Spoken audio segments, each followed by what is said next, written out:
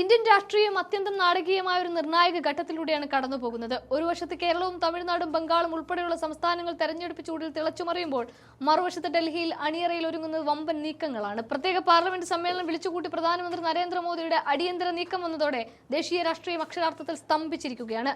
ഇതിന് തൊട്ടു പിന്നാലെ ഒട്ടും സമയം കളയാതെ സോണിയാഗാന്ധി 3 വരി വിപ്പ് പുറപ്പെടുവിച്ചു കഴിഞ്ഞിട്ടുണ്ട്. എല്ലാ എംപിമാരും നിർബന്ധമായും ഡൽഹിയിൽ എത്തണമെന്ന കർശന നിർദ്ദേശത്തെ തുടർന്ന് മറ്റെല്ലാ തിരക്കുകളും മാറ്റിവെച്ച് ഷാഫി പറമ്പിലും ശശി തരൂറും അടക്കമുള്ള പ്രമുഖ നേതാക്കൾ അടിയന്തരമായി ഡൽഹിയിലേക്ക് പറക്കുകയാണ്.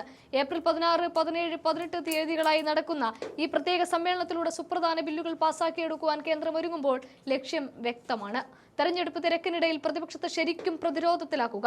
വനിതാ സംവരണത്തിന്റെ മറവിൽ മോദി സർക്കാർ ലക്ഷ്യമിടുന്ന മണ്ഡല പുനർനിർണയ നീക്കങ്ങൾ ജനാധിപത്യത്തിന് ഭീഷണിയാണെന്ന ആരോപണവുമായി സോണിയാഗാന്ധിയും കോൺഗ്രസും നേരിട്ട് പോർമുഖത്തേക്ക് വരുമ്പോൾ രാജ്യം ഉറ്റുനോക്കുന്നത് പാർലമെന്റിലെ ആ 3 ദിനങ്ങളിലേക്കാണ്.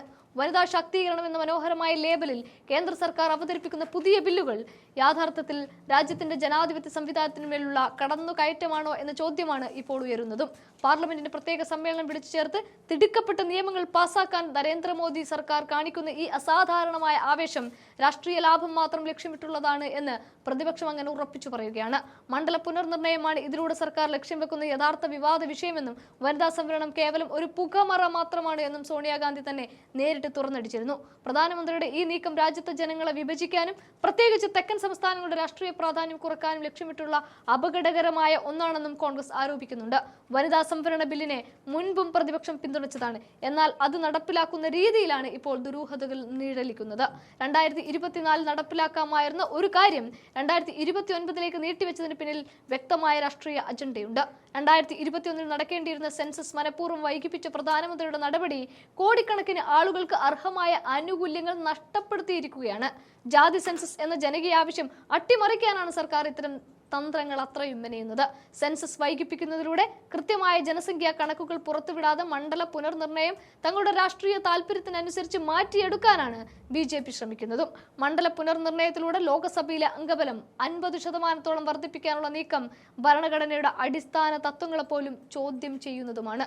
ജനസംഖ്യയുടെ അടിസ്ഥാനത്തിൽ മാത്രം സീറ്റുകൾ വർദ്ധിപ്പിക്കുമ്പോൾ ജനസംഖ്യാ നിയന്ത്രണത്തിൽ മികച്ച മാതൃക കാണിച്ച കേരളം ഉൾപ്പെടെയുള്ള തെക്കൻ സംസ്ഥാനങ്ങൾക്ക് പാർലമെന്റിലെ പ്രാതിനിധ്യം കുറയുന്ന സാഹചര്യവും ഉണ്ടാകും. ഇത് ഇന്ത്യയുടെ ഫെഡറൽ സംവിധാനത്തിന് വലിയ ഭീഷണി കൂടി ഉയർത്തിയിട്ടുണ്ട്. രാഷ്ട്രീയമായ നേട്ടങ്ങൾക്കായി ഭരണഘടനയെ ആയുധമാക്കുന്ന ഇത്തരം രീതികൾ ജനാധിപത്യത്തിന് ഒട്ടും ഭൂഷണവുമല്ല. പശ്ചിമ ബംഗാളിലും തമിഴ്നാട്ടിലും തെരഞ്ഞെടുപ്പ് പ്രചാരണം കൊടുമ്പിരി കൊണ്ടിരിക്കുന്ന ഈ സാഹചര്യത്തിൽ തന്നെ പ്രത്യേക പാർലമെന്റ് സമ്മേളനം വിളിച്ചുകൂട്ടിയത് പ്രതിപക്ഷത്തെ ആശയക്കുഴപ്പത്തിലാക്കാനുള്ള മറ്റൊരു തന്ത്രവുമാണ്. ജനകീയ പ്രശ്നങ്ങളിൽ നിന്നും ജനശ്രദ്ധ തിരിക്കാനും വൈകാരികമായ വിഷയങ്ങൾ ഉയർത്തിക്കൊണ്ടുവന്ന് വോട്ട് ബാങ്ക് സുരക്ഷിതമാക്കാനുമാണ് BJP എപ്പോഴും ശ്രമിക്കുന്നത്. ഏപ്രിൽ 29 ശേഷം സർവകക്ഷി യോഗം വിളിക്കണമെന്ന പ്രതിപക്ഷത്തിന്റെ മാന്യമായ ആവശ്യം പോലും അംഗീകരിക്കാൻ തയ്യാറാകാത്ത സർക്കാർ പാർലമെന്ററി മര്യാദകളെ പാടെ അവഗണിക്കുകയാണ് ഇപ്പോൾ ചെയ്യുന്നത്.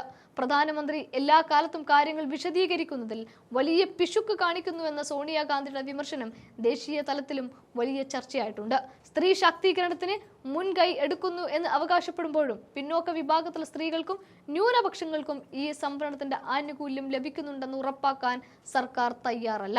ജാതി സെൻസസ് നടപ്പിലാക്കിയാൽ മാത്രമേ സംവരണത്തിന്റെ യഥാർത്ഥ ഗുണഫലം താഴെത്തട്ടിലുള്ളവരിലേക്ക് എത്തുകയുള്ളൂ. എന്നാൽ BJP എപ്പോഴും ഭയപ്പെടുന്നത് ഈ സത്യം പുറത്തു വരുന്നതിനെയാണ്. അധികാര തുടർച്ചയ്ക്കായി ഭരണഘടനാ സ്ഥാപനങ്ങളെയും നിയമനിർമ്മാണ പ്രക്രിയയെയും ദുരുപയോഗം ചെയ്യുന്ന ഈ രീതി ഇന്ത്യൻ ജനാധിപത്യത്തിന്റെ ഭാവിക്ക് മേൽ കരുനിഴൽ വീഴ്ത്തുന്നുണ്ട്.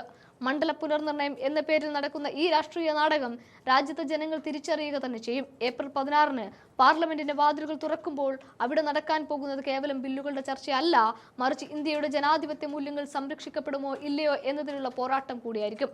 ലോകം മുഴുവൻ ഉറ്റുനോക്കുന്ന ആ 3 ദിവസങ്ങൾ ഇന്ത്യൻ രാഷ്ട്രീയ ചരിത്രത്തിൽ തന്നെ ഏറ്റവും നിർണായകമായ ഏടായി മാറും എന്നതിൽ സംശയമില്ല.